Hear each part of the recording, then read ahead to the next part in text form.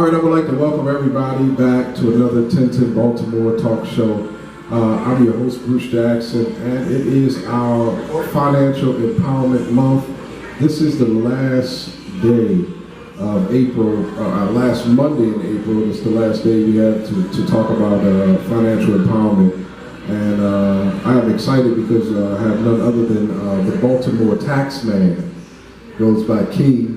King, I'd like to welcome you to the show, sir. Thanks for having me. Thank you, Mr. Bruce Jackson. Thank you, the Hotel RL, and thank you, 1010 Baltimore. I'm really happy and I really appreciate you inviting me to the show. And I wish that I can help people, and I'm really glad that you really invited me on the last day. So let's make it best. All right, that sounds good. I like it. I like it. Thank you. So, King, I reached out to you, man, because I saw your marketing, advertising, the things you're doing. And it's ironic that you call yourself the Baltimore tax man. You've kind of claimed Baltimore. You say, I'm Baltimore's tax man. And this show, 1010 Baltimore, we love being an awareness source or resource for the community. And it appears as though you have a passion for the community. And you've been in Baltimore now how long? Let me start from the beginning. I was born in Pakistan. I came to United States in 1998 to New York. And then I moved to Baltimore 2003. The reason I moved to Baltimore, University of Baltimore. What I noticed, I can make it in Baltimore. And Baltimore is the friendliest people, especially hospitality is #1 over here. I've been to 32 states. Wow. But I just fall in love with Baltimore. And then I started working. My company was Rana Financial, but not too many people were coming to me because it was like, just some kind of company. But since then I become Baltimore tax man. So I just clicked and everybody started coming. I guess Baltimore people love Baltimore too, the way I love it. And then I become Baltimore tax man. So the first year, it was only 68 clients. I'm talking about 10 years before. Now 600 plus clients come to me from Baltimore, and 88% of my clients are Baltimore City residents. So I love Baltimore, and like I said, Baltimore made me Baltimore tax man. It's not me making Baltimore tax man to me. Wow, so Baltimore made you Baltimore's tax man. Okay, I like it. So man, we invited you on the show because I know and understand that as people, we are as great as the resources that we have available to us. And a lot of people in the community don't have a lot of resources, or the ones who have resources don't necessarily use their resources. And we wanted to make an outlet, an awareness outlet for people to pretty much be able to access and be able to gain information and knowledge. And that's why we have you here on the show. And by you being a tax man and this being our Financial Empowerment Month, we just want to bring you on the show just to share any information that you can give to the community for people who, because every year we file taxes, and unfortunately we see some of the same mistakes every year. We see people who file taxes, they get large tax returns, and they go buy a car and drive it for a couple months and stop making the payments, and it's repoed, and next thing you know, next tax season come around, they're doing it all over again. So I want to break those cycles and really start to educate people on taxes and how to file, and just different nuggets that you think would help the community. So #1, we talk about the resources. Yes, Maryland has a lot of resources. We can go to the state building on 301 Preston Street. They should give you a lot of guidelines. #2, filing the taxes. Yes, a lot of people, the thing is they have greediness inside them. When they have greediness, there's no cure. So they need to take their greediness out, and they need to realize how hard they work all year for this refund. And they should invest that refund where their need is. Not just buying the new car, buying the new clothes, going out to a party for like $500 to $1,000. They should have some kind of investment plan. They should have some kind of college funding for their kids. They should have some IRA. They should have some kind of investment in real estate. Like Warren Buffett said, don't put all your eggs in one basket, which means do not put all your investment in one place. So if you get, let's say if as a normal person, if you work all year and you have 2 dependents, you can get around $6,000 to $9,000 refund, which is a very big amount. If you do the math, $500 a month, basically you're getting 500 times 12 is 6,000. And if you do 9,000, which is around 800 times 12, So $500 a month is a big income. It's almost somebody's paycheck for a whole week. If a person worked $10 an hour for 50 hours. So they need to think about, they need to go to financial advisor, or they need to come to Baltimore Taxman, or they need to go some kind of where the tax prepared accountant should tell them, don't blow your money just buying a new car. Right. You don't want to look good just for 3 months, and after that for a whole year you want to be on a public transportation. So invest wisely, invest for your need, where you need to invest the money. You don't need to buy the brand new car if you can afford it, buy the usable. If your income is $4,000, a month, spend $3,000. 25% of your income should go towards your college funding for the kids, towards your IRA, towards some kind of investment where you can have later on 10 years pays back. Like I give you example, if I become a Baltimore taxman, I own the properties. Every year I buy the property, not because I want to buy the property, because it's for my future, for my retirement. And then I do have a college funding for my son. Plus I'm investing, on a college funding, because later on, 18 years later, I don't know what the dollar value is going to be. Right. How much the fee is going to be, where he will be standing. I don't know if I will be working as much as hard I am, because I'm 31-year-old now. And sometimes I feel like, because I know I look like 41, because sitting all day long on the office and dealing with at least 20 people a day. Right. So back to your point, do not just buy a new car, do not just go and spend money right there, right now. Right. Think for the future. I'm not saying think for 10 years, make a small plan, baby step. Think for a 1 month, think for a next week, think for a 6-month plan or a year plan. Right. And look for better life, give yourself a better life, at least travel before you die. Right. So, live your life, but do not live just for one night. Right. Right. That's great.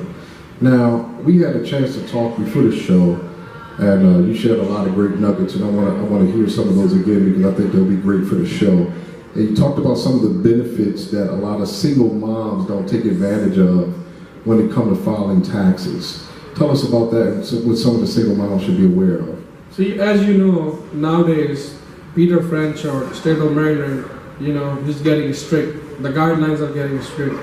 2012, 2011, we used to file taxes. It was a different scenario. Now it's a very different scenario. At least minimum 5,000 plus people has been getting audited in Baltimore City.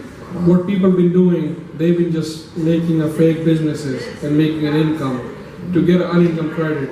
But sometimes the real people are getting messed up in there too. So basically, as a single parent, it's very hard, it's very tough, especially for women as a single mom, because she has to go to work, she has to look after her kids, and then at the end she has to deal with expenses. There's a lot of government help, there's Section 8, but it takes a long time, and there's a food stamp program and everything.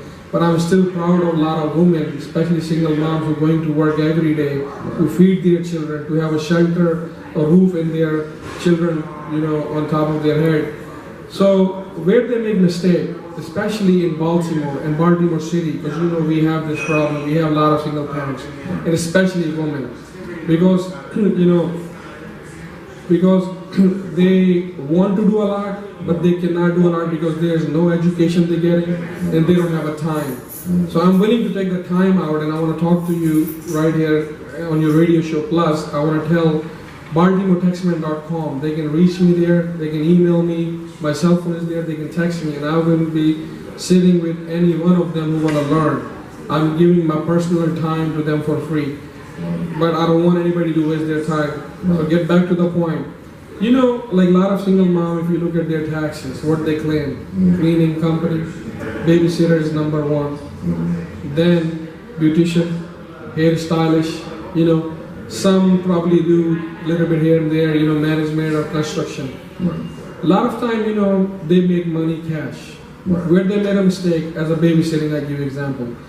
If, as a single parent or woman, single mother, watching their girlfriend kids, their relative kids, everybody watch kids, right? So if a person who you watching the kids, they give you cash, it's still a taxable income. All you have to go to Staples or create a logbook to create a records, because Then at the end of the year, your tax preparer and accountant, you can give them the receipt book or some kind of log book to file your taxes. I know what you're trying to do. You're trying to get that unincome tax credit to at the end of the year to get a refund.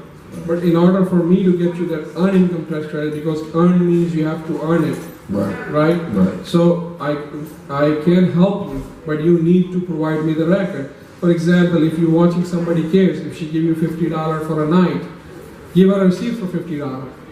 If you make a logbook or something, if you're getting $300 a week, make a logbook. That's $1,200 a month. 12 times 12 is $14,400. If you have $14,400 and you have 2 kids, you are eligible to get $6,000 plus back from federal and state. But in the guidelines, it does says you need to have a record. And in order to create a record, if you don't know, then again, go to Baltimore Taxman, email me, I can teach you, go to Staple, buy a receipt book. Anybody can create a record. If you have a high school diploma, you went to school, you can create a record. Without record, tax preparer, accountant cannot help you, and the guidelines are getting tough by tough. You don't want to lose that money, you don't want to get audited, get your paper right. For a head of household, you should have a lease, you should have a BG bill on your name.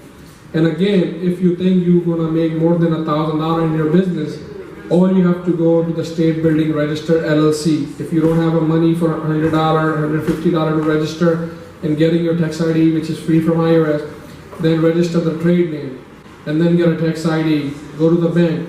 If you have a messed up credit, go to any credit union. They will open your bank. You need 2 different accounts. Number 1, the business income account, and then number 2, business expense. Why do I say income account or operating account? Where the money comes in. The expense account, where you make the expense. For example, let's talk about beautician. A lot of women, do hair stylish from home. Because, even though a lot of salon are there, but, sometimes people just want to go to their girlfriend to get their hair done. So it's cheaper and it's convenient. But they're charging the money, again, they're not giving them the receipt, and they want to show it then. I cannot show it then unless you provide me a receipt or some kind of tax record, logbook. So what they should do, they should have 2 accounts. Operating, put the money in the bank. And expense, of course, you buy supplies. You buy supplies, you have some kind of insurance, or if you have LLC, then you buy some kind of business insurance as well. Plus, sometimes they travel. The beautician or hair stylists don't even do their home, they also go to the other places, so they have a gasoline expense as well. Plus phone and internet expense. Everybody has phone and internet if you have a small business owner. So back to the point, it's very simple formula. Total income minus expense. If number come, it's profit. If number come negative, it's a loss. But mostly I like to see positive if you want to get that income tax credit too. And I think if you're not making enough income and your number is negative, that means you should change the profession, or you should go in somewhere else as a business. So if it ain't no profit in it, you need to try something else. Yes, if you for example, you're a radio host, if you don't think you will have people watching you or you're not doing a great job, then maybe you need to change the profession. Same thing, if I'm not doing the income tax the right way, if I'm not getting the clients, if I'm not going further up day by day or year by year, from Toyota Corolla, I'm driving Benz now. From Benz to go to Ferrari, I gotta keep working hard. So I cannot just assume, let's just stop on the Benz. You gotta keep going, you gotta push hard. And then you gotta put your heart into what you like. If you like taxes, then go into taxes. If you like dancing, you like singing, you like radio, go whatever you like. You will make money one day. Go after your dream, don't go after daily 9 to 5 job. Wow, that's good. Now, you talk about going after dream. You talk about being a business owner and going and getting an LLC and having the 2 separate accounts. A lot of people make a lot of mistakes when it comes to owning a business, and I want to see if you can maybe help give clarity to maybe some business owner that may be watching the show, and they need help trying to decide how to really operate the business, because a lot of times when people start a business, they start with their own money, So is it wise to start with your own money and maybe lend your money to the business and allow your business to have some money to start with? And then as you're making money, you sometimes have people who make the mistake of maybe bringing all the business income in and paying personal bills out of the business account, or should they pay themselves first? And how should that work? Like, what would you advise? See, like back to number one point, LLC, create a LLC. It can be anything. For example, let's create a LLC, Bruce Jackson LLC. Right. Now what Bruce Jackson is doing, radio hosting. Okay. Now Bruce Jackson is promoting somebody's business. Then Bruce Jackson making a little bit of money. Let's say if you make $500 per business you promoting. 10 business you promote in a month, that's $5,000. Pay yourself $2,000 to $2,500, 50% whatever you make. And the other 50% you should have for your expense, for your car payment, for your, the activity like marketing. If you have employees or contractor, then you should pay them by check, so you can give them 1099 at the end. Even though you pay them cash, just keep a record. So where a lot of people make mistakes, they try to do everything on their own. Like me, for example, if I'm sick, my wife is a doctor, so I'm not gonna go try to cure myself. Sometimes home remedies work, but you need to go to a doctor to get a blood test, to get reports, to x-ray. So go to some kind of professional. If professional charging you too much you cannot afford, then go for free services. Or go for your community people who's willing to help you. So start somewhere with professional. Like we go to gym, we can lose weight on our own. But if we hire a trainer, then it will be a quick process. So number one, go to professional and go to somebody who's willing to sit with you and help you, not for the money, for the passion. Because passion and money is two different things. Money is a greed, passion is not a greed.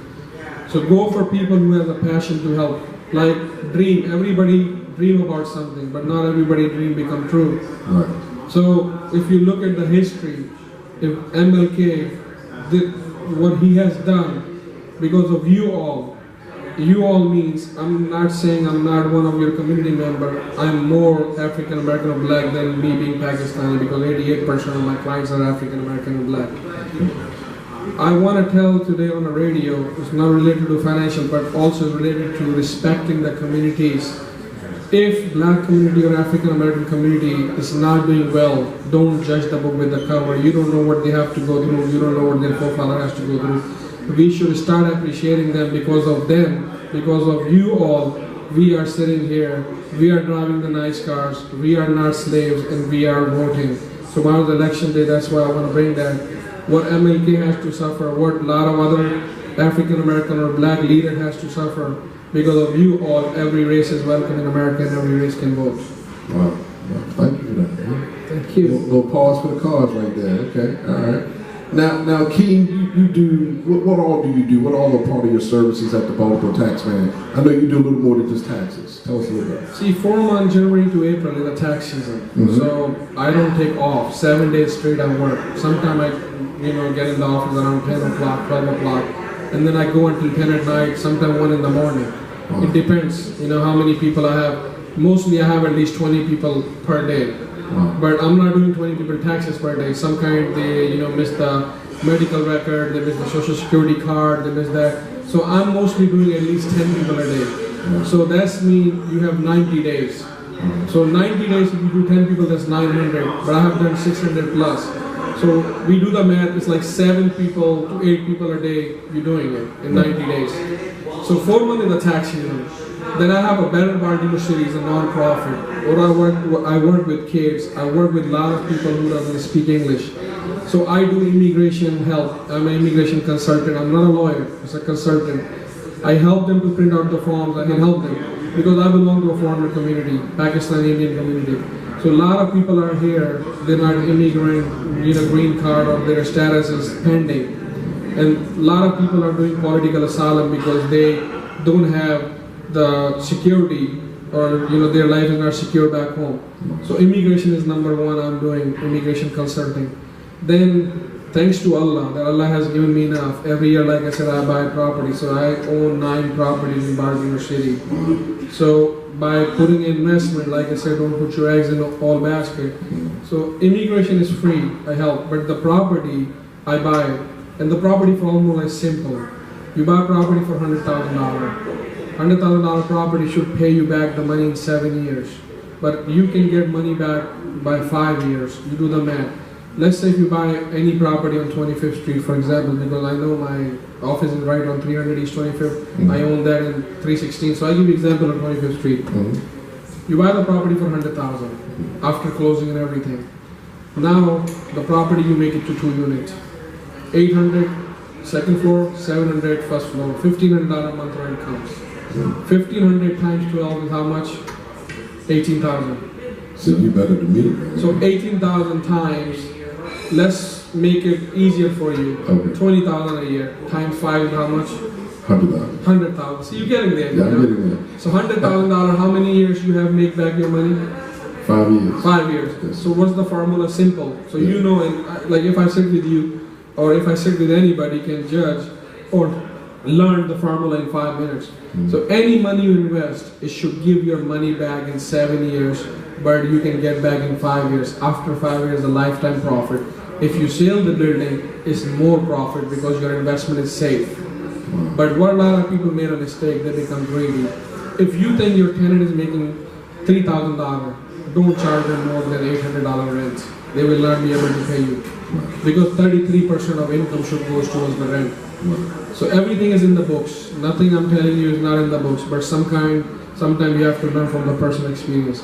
And try to give your property to the people who have regular check coming in or some kind of income coming in. And check your credit. If they get evicted a couple of times, these are not the tenant you want to have. If they get evicted one time, everybody deserves a second chance. Then if you want to do lower investment, meaning you want to do like $30,000 investment, then any townhome you can buy towards John Hopkins, $25,000 to $30,000 townhome you can buy. Let's say after construction you come up with $40,000. Now if the lady pays you $800, so $800 after expense and everything, you have $600, right? Because $100 you're going to pay insurance and $100 tax. So 6 times 12 is how much?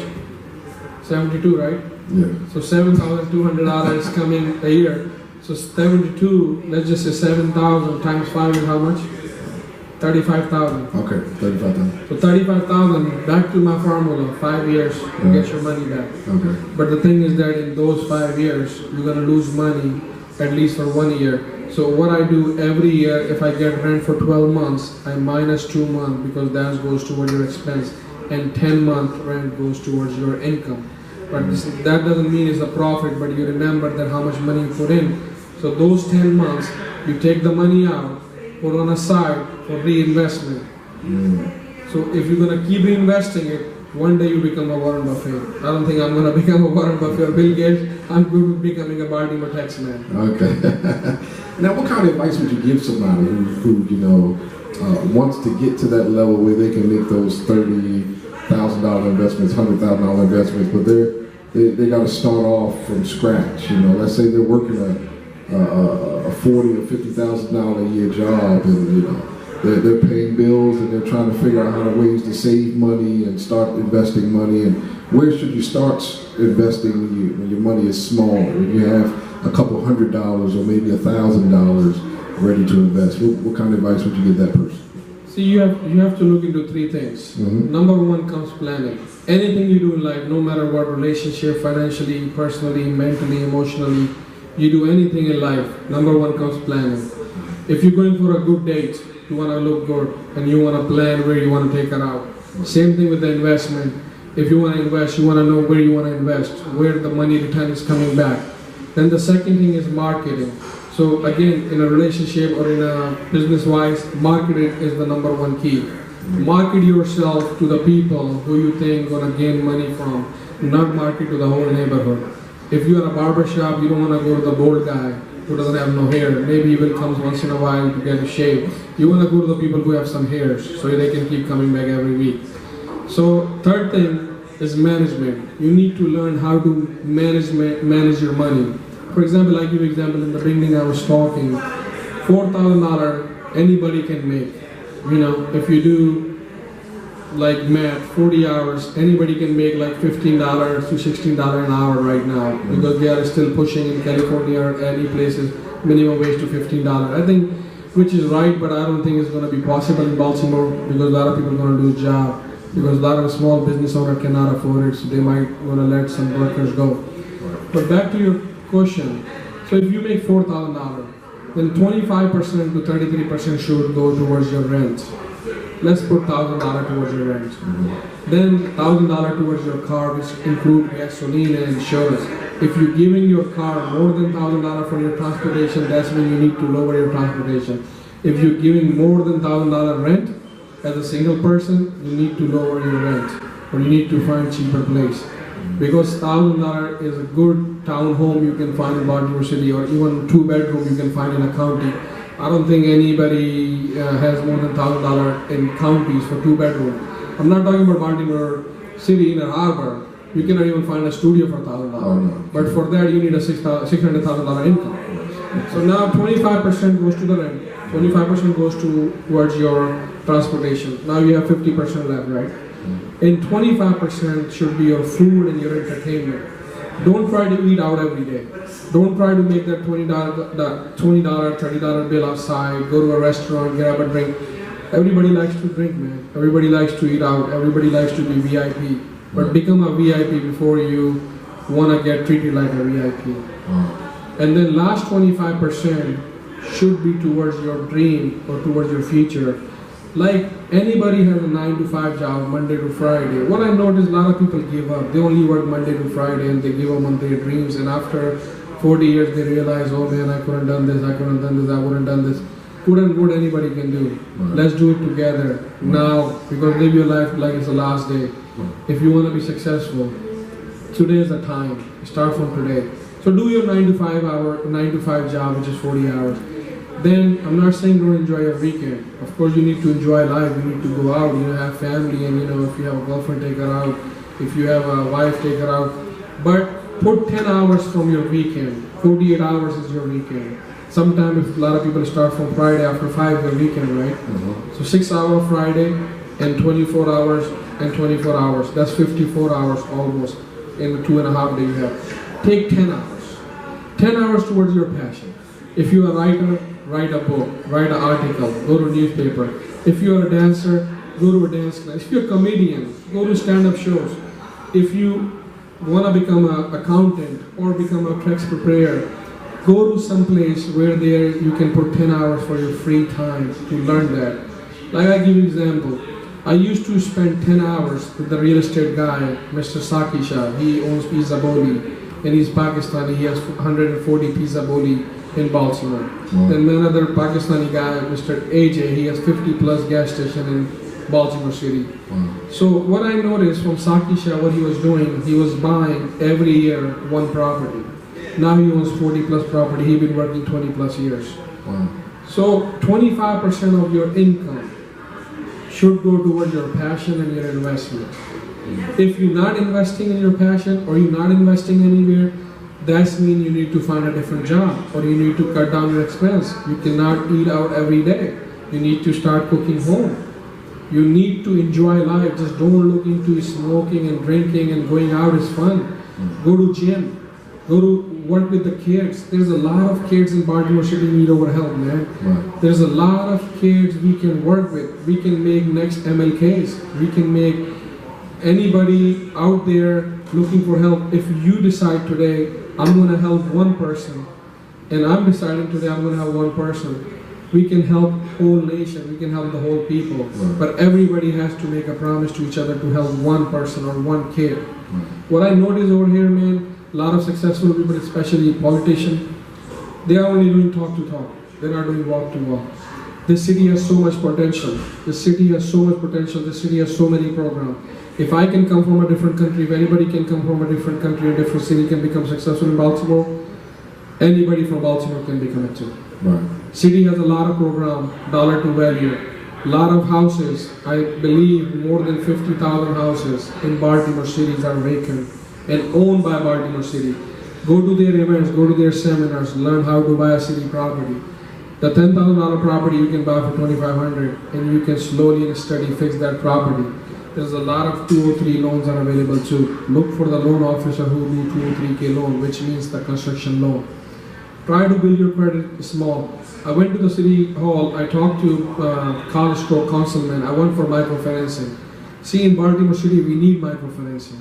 What is microfinancing? I'll give you an example. If you know a shoe polisher selling on a outside somewhere, polishing the shoe, maybe charging $7 or $5 per shoe. If you give him microfinancing for $3,000 from the city, or if you start some kind of program, or any corporation can do that, he can rent a place inside the hotel. Right now we're sitting in RL, so he can rent a place over here and sit here and clean the shoes for the people, because a lot of people in a hotel, if they can afford $200 per night a hotel, they can afford a $7 shoe polisher. Then again, also with the microfinancing, if you look at India, you look at different countries, they've been doing it. They're successful. We don't give chance to our Baltimore City people, or especially Baltimore people, or we need to give a chance. We need to have some kind of program, and our kids don't go on the corner selling drugs. Our women don't go, do baloney. I don't want to say the entertainment business. I got you. Yes. So we need our women, and especially our young people, to have some kind of microfinancing where they can go, give the plan, and they get some kind of money to start the project. And don't be scared to fail. I've been failing a lot of time. Right. That doesn't mean I'm not going to try again. Right. You fail, you learn a lesson, you go back again. Yeah. I failed several times. Everybody has. Yeah. If you didn't fail, you don't know you don't know the learning level of passing and getting it work done, right, or become a successful. Yeah. You need to fail before you become successful. I agree 100%. Man, a lot of powerful information you shared. I mean, so many nuggets, and I'm actually going to go back and watch the show myself, just to refresh myself of everything you just said, man, because you said a lot of different things, and I believe that people can benefit from a lot of information you gave. I thank you for taking the time to come out on the show, and at this time I'm going to ask that you, I know you gave it already several times, but just if you can, give people your contact information, let them know how they can reach you, and where your office is located, and also 25th Street, and you can do that at this time. Thank you very much, Bruce Jackson. Thank you, 1010 Baltimore. Thank you, the crew members, and thank you, the Hotel RL, to give me a chance to talk to people. And whoever is watching, again, I'm a small guy, just a normal guy, Baltimore tax man. If I can do it, you can do it too. You can reach me, baltimoretaxman.com. I give you my cell phone number, 443-851-0281.